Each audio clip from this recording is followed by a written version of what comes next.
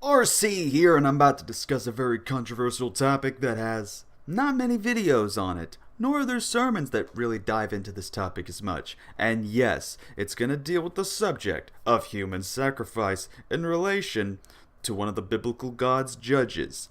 Let's get down to it.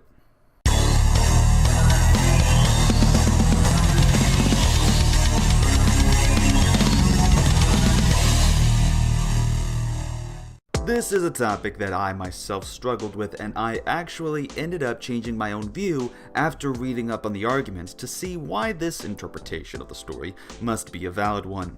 Allow me to explain the story. So you have a man named Jephthah who was a Gileadite that was the son of Gilead. Yet his mother was a prostitute. Because of this, his brothers said he wouldn't receive an inheritance, which caused Jeph to flee and go on raids with some strange men. The Gileadites asked for his help now that they are at war with the Ammonites, so once he's considered their leader, he ends up going to war with the Ammonites. Before he gets to the battlefield, however, he makes a vow with God, even though it was already guaranteed the Lord will be with him. The vow was that if he was given victory, then he would sacrifice whatever came through his door as a burnt offering to God. After, of course, of which he won, he saw his daughter come out to greet him, which meant she came out through the door. He eventually tore his clothes and said that the daughter brought great misery to him because he gave his word and he couldn't go back on it. So in the end, she asked for 2 months to mourn for her virginity, through the mountains and with her friends. Afterwards, well...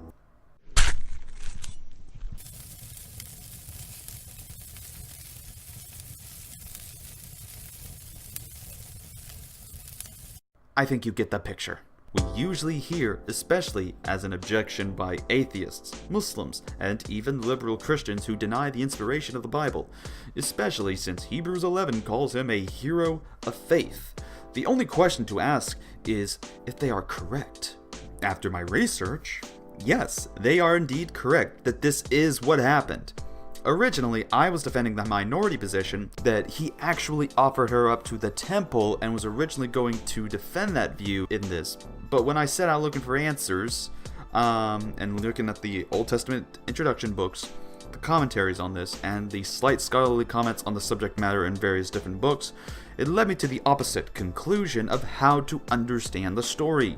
I can understand people being afraid to affirm what the face value of the text says, but we have to go deep and really pay attention, or else we miss some key things.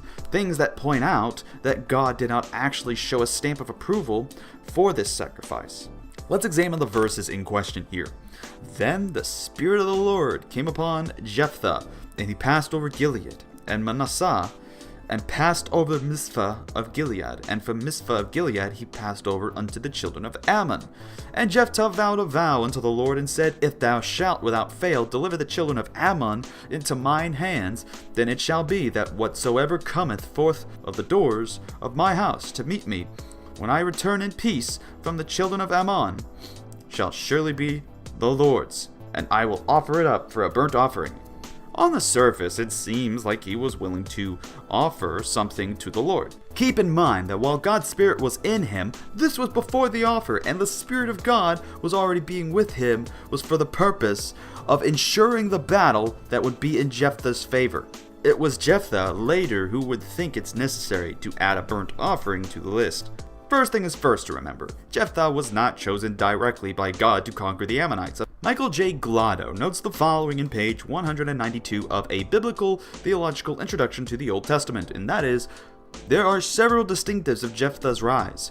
First, the narrative describes the return of Israel to its evil ways in more detail than in any other cycle. Second, Jephthah is presented not as having been raised up by God, but as having been recruited by his desperate kinsmen.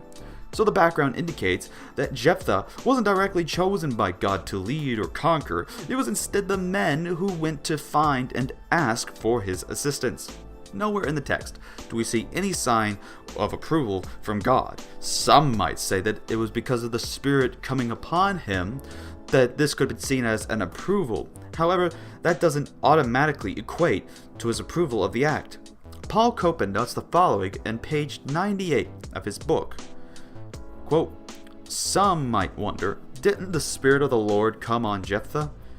Yes, but we shouldn't take this as a wholesale divine endorsement of all Jephthah did, no more than the Spirit's coming on Gideon was a seal of approval on his dabbling with idolatry, or of Ehud's for that matter. So just because the Bible shows that Jeff received the Holy Spirit doesn't mean God endorses or promotes all his actions. Remember that even David, while David was given God's promise for leadership as king, and that his spirit was with him, David disobeyed God and he caused a man to die and then commit adultery with the deceased man's wife. David was even punished for this, but yet he was still considered one of God's prophets. Remember that even David's name is in the same verse in Hebrews 11 alongside Jephthah as one of those heroes of faith. Yet David's name isn't mentioned as much by these people who object to the faith. Don't forget, Samson is also on that list, and he was a promiscuous and arrogant man. Hardly the role model for one who wanted to live righteously. But John Walton and Andrew Hill note the following, quote, "The judges were raised up by God to bring deliverance to the Israelites in their troubled times. But people who are raised up as deliverers do not necessarily have to be aware of the role they are playing or of the fact that God is using them, perhaps even despite themselves." A very clear example of this occurs in Isaiah 45 verses 1 through 4, where God indicates that he will be using Cyrus to bring relief to Israel, though you do not acknowledge me, verse 4. Understanding that it is well within the range of God's sovereignty to use whomever he chooses, we discover that there is therefore no pressure to consider the judges to be theologically sound or spiritually mature. This makes it much easier to acknowledge some of their dreadful mistakes, such as Jephthah, syncretic beliefs, such as Gideon, and carnal behavior, such as Samson. We do not learn how to behave from observing the judges. We learn that God, in his sovereignty, can bring deliverance from even the most unexpected quarters, and that he can use us to carry out his plan even though we may not be perfect. Old Testament scholar Barry G. Webb also notes an interesting sign that shows God does not approve of this.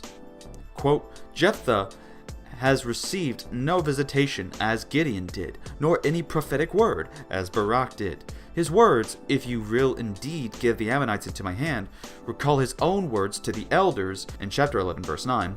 Not a promise he has received from Yahweh. No dialogue has taken place between him and God. The only dialogue that has place as part of his enlistment has been with men.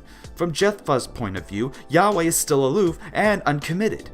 Jephthah has already become Yahweh's instrument without being aware of it. We watch from a vantage point. He doesn't share as he takes extreme measures to secure divine help that we know has already been given to him.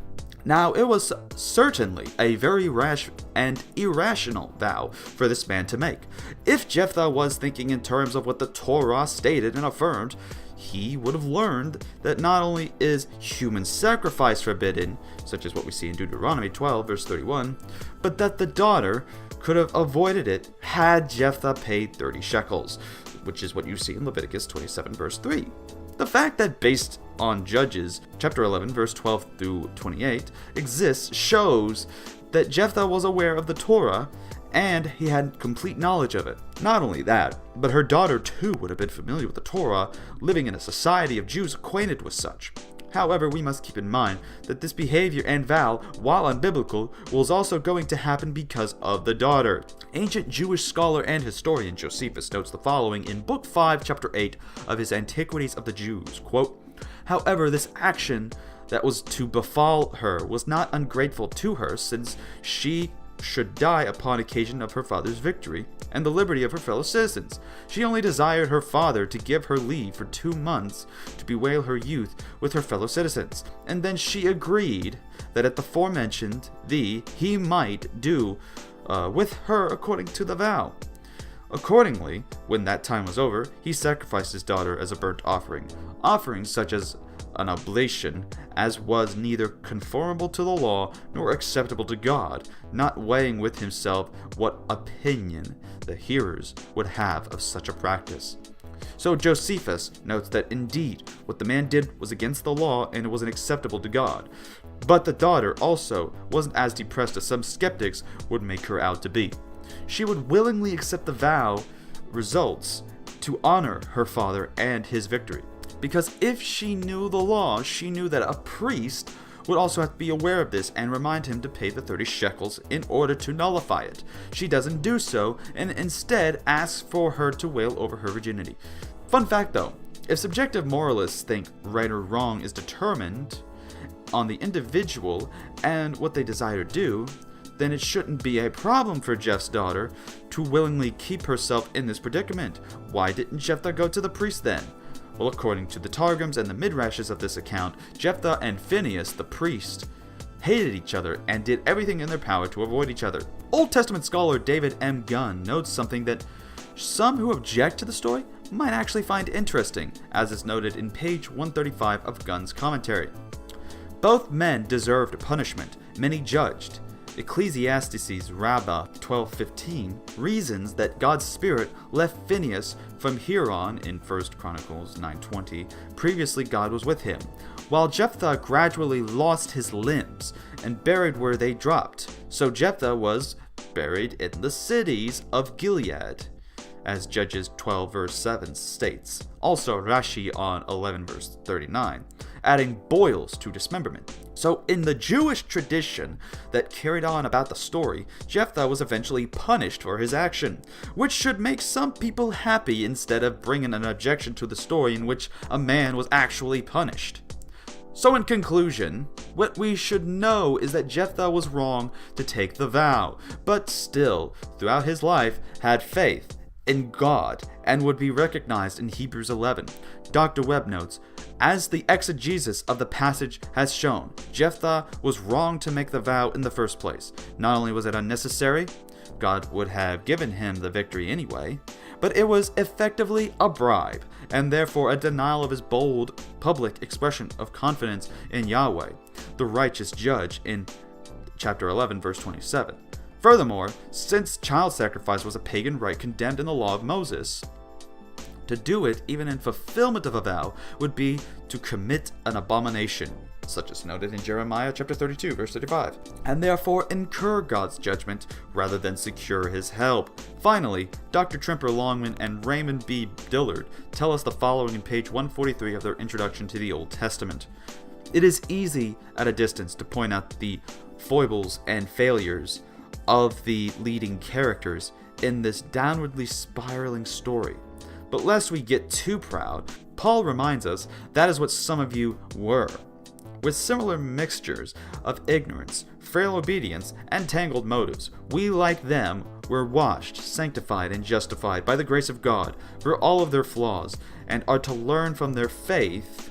For it was in faith that Gideon, Barak, Jephthah, and Samson conquered kingdoms, administered justice, and gained what was promised. Hebrews chapter 11 verses 32 to 33. In spite of their failures, their faith was not misplaced. They become a part of the great cloud of witnesses calling for us to persevere and to fix our eyes on Jesus. We too need a champion to fight our battles for us, one raised up by God and invested with his Spirit in full measure.